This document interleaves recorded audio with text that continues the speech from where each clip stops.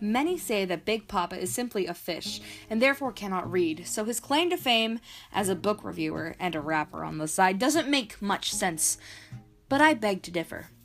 A lot like in the Pixar classic Ratatouille, where they say anyone can cook, I believe that anyone can read. And so today, Big Poppa, my fish I got on impulse around 4-5 days ago, will tell the impact and importance of the novel The Hobbit.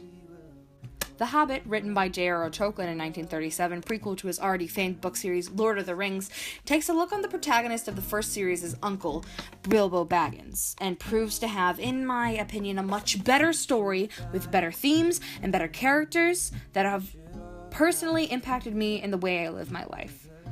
Of course, in Lord of the Rings, we have the character of Samwise Gamgee, a hobbit determined to stay at Frodo Baggins' side at all costs. He taught us courage and strength against the vast unknown.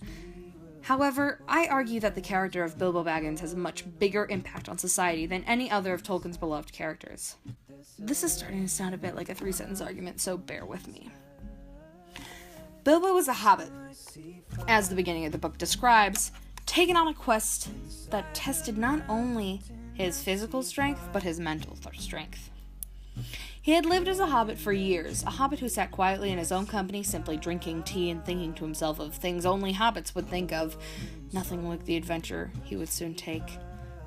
Of course, it challenged his body, as what seemed like a 1,000,000-mile walk was ahead of him, not to mention the fights with goblins and spiders and a small creature called Gollum.